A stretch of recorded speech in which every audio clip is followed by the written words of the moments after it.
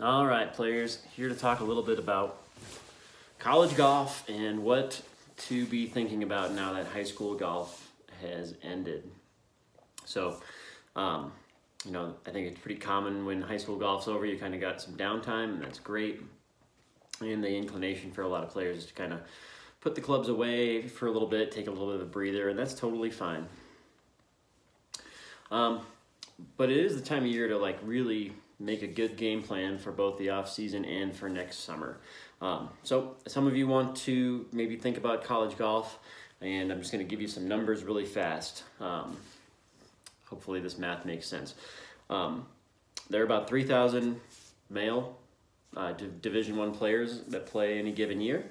About a quarter to a fifth of them graduate per season. So colleges are taking on about 750 new players per year as players graduate. Colleges get their players from overseas, transfers, and high school seniors that are graduating. So I think the numbers, so let's say 750 players get to play, new players get to play D1, this is just for D1 college golf.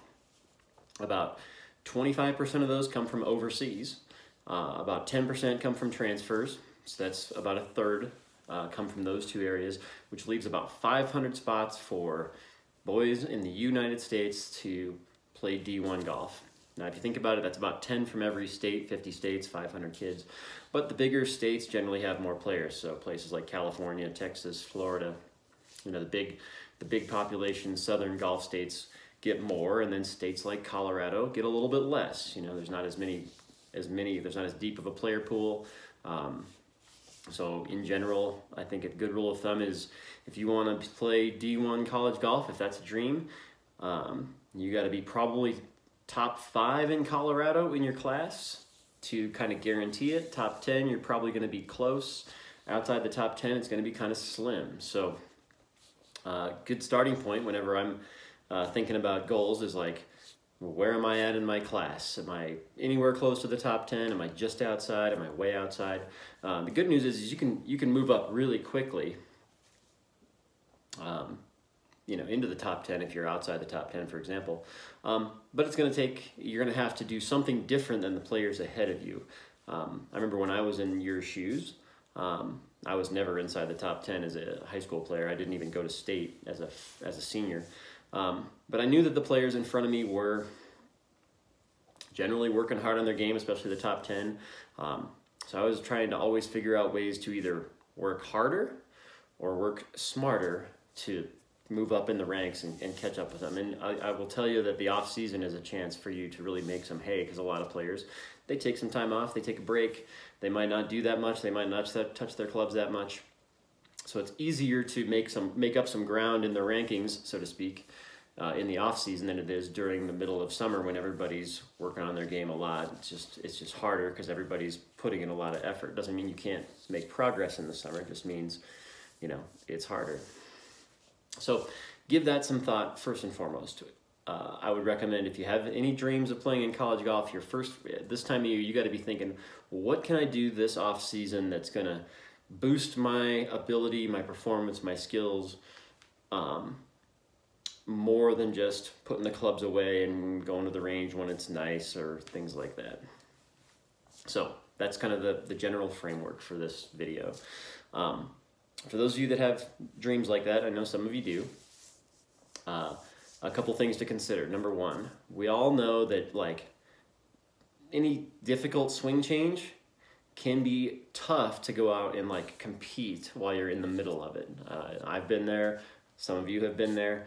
If you have to change your swing, your setup, your grip, something in your backswing, arms at the top, if you want to change something, this is the time. We're approaching November 1st. We've got, most tournaments are starting up in probably May is when the meat of the season starts, May, June, July, August of junior golf.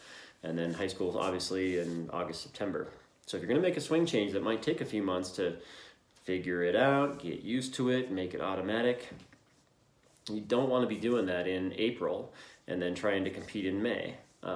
You'd rather do that in November, December, January, February, get that behind you so that by the time summer gets here, you are focused on scoring and practicing skills that will help you score the best this summer. So the one thing one to consider is, do I need to make any major swing changes? And if so, now's the time. When am I going to do it?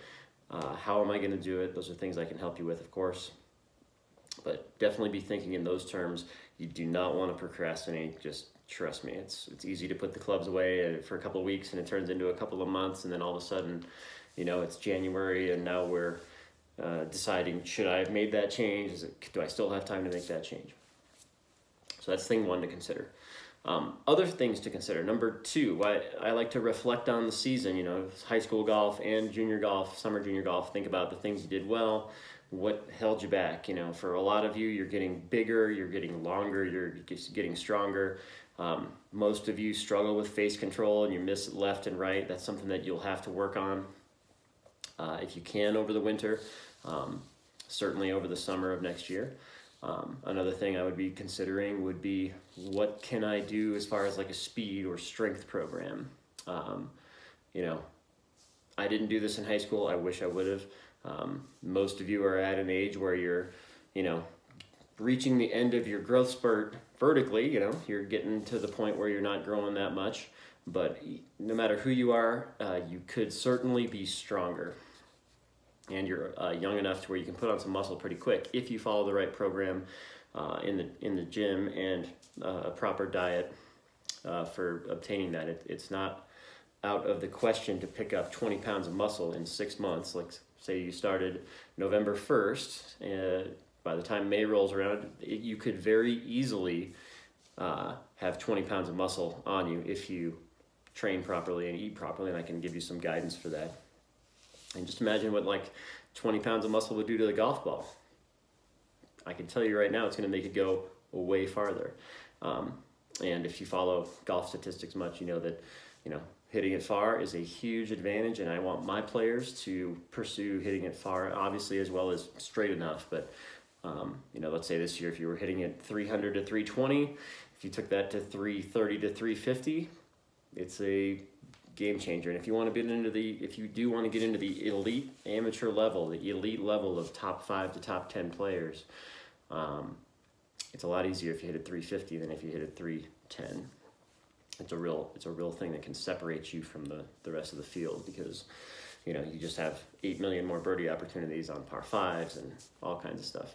So something to consider there. If you have questions about any of this, let me know. So things you can do in the off season, if you need a big swing change or any swing change that's just tough and uncomfortable, this is the time. If you want to pursue a speed program and a strength program, this is the time. If you want to learn a little bit more and become an expert, and I mean expert, like elite level tactician and course strategist, we can definitely talk about that. I'm planning on doing a couple of seminars for high school boys where we talk about these things in detail, but there's just no excuse. If you have those kind of goals, there's no excuse for you to be making strategic errors on the golf course next year. You gotta understand some of the math behind it. You gotta understand your game a little bit, your shot patterns, but the things that are gonna help you take it to the next level, in addition to your regular practice, face control, short game, all that stuff, will be speed, strength, tactics, strategy. Like I said, if you have to make a swing change, now's the time. I would also be kind of thinking about what equipment I need to change for next year. I want to have a game plan for what I'm going to change. Most of you definitely will need a new lob wedge at some point before the season starts, just because I know you practice a lot, you wear the heck out of that club. But think about your bag, take care of any. We can talk about it. We can decide when to do that stuff. Sometimes new equipment drops in February, so it does make sense to wait, but you want to have a game plan for your equipment. Make sure it's all ready to go, because, like I said, if you have big dreams like college golf, you get into the point now where, stuff matters.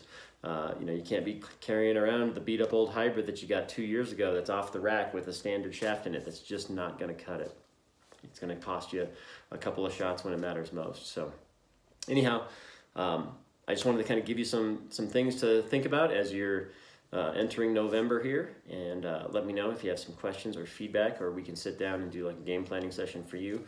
Like I said, I'm also planning on doing a couple of seminar style clinics once I get the studio set up, where we go into, take a deep dive into some things like, you know, training for strength, making great tactical decisions, learning how to map out courses, plan approach shots, and all that kind of stuff. So hopefully that makes sense. Let me know if you have questions.